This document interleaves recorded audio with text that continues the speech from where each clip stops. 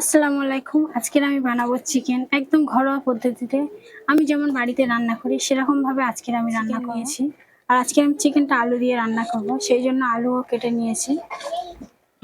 প্রথমে আলুটা আমি ভেজে নেব। তার জন্য গ্যাসও জ্বালিয়ে নিয়েছি। কড়াইতে অল্প করে তেল দেব।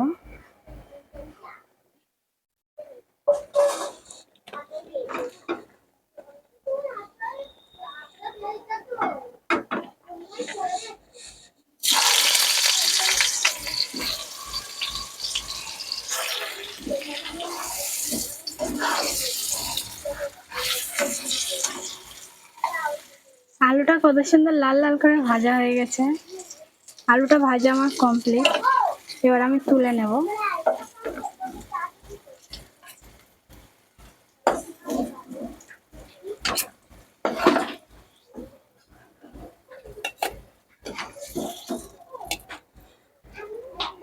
দেখো আলু ভাজা আমার কমপ্লিট।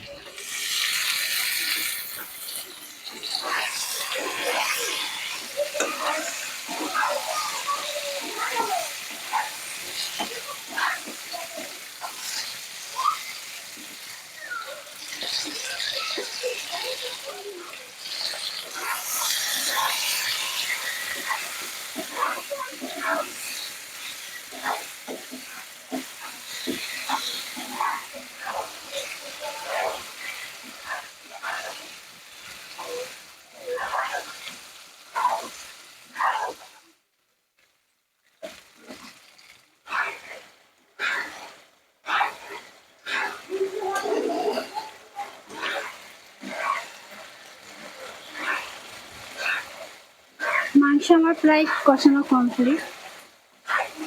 এবার আমি আলু দিয়ে দেবো।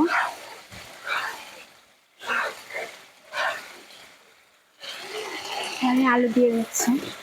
আলু আর মাংসটাকে আমি একটু ভালো করে কষিয়ে নেব, কেননা আমি কাঁচা আলু ভাজে নিয়েছি। একটু কষা কষা করে নিলে আলুটা সিদ্ধ হয়ে আসবে।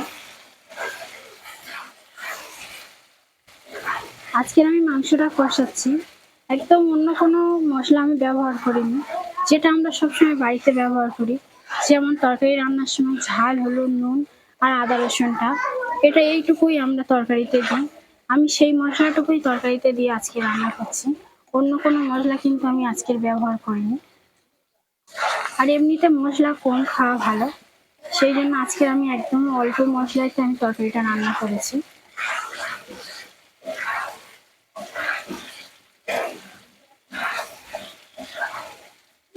আজকের আমি মাংসটা কিন্তু সাদা তেলেই রান্না করছি। আমরা এমনিতে বাড়িতে সাদা তেল ব্যবহার করি। সব রান্নাতে আমরা সাদা তেল দিই। মাংস রান্নাতেও আজকে আমি সাদা তেল ব্যবহার করেছি।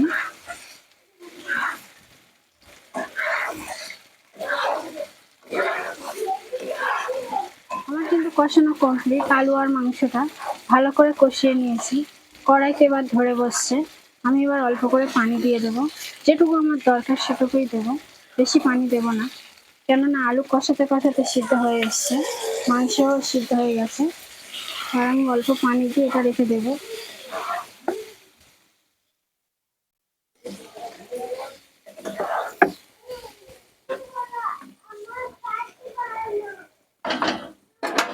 আর আমি চাপা দিয়ে দিচ্ছি। কিছুক্ষণ ফুটে ওঠার পরে আমি এটা নামিয়ে নেব। চিকেন কষাটা দেখো কত সুন্দর হয়েছে। পুরো কষা আমার কমপ্লিট, রান্না আমার পুরো হয়ে এসছে। এবার তোলার পালা। একটু আমি বাটি তুলছি। দেখো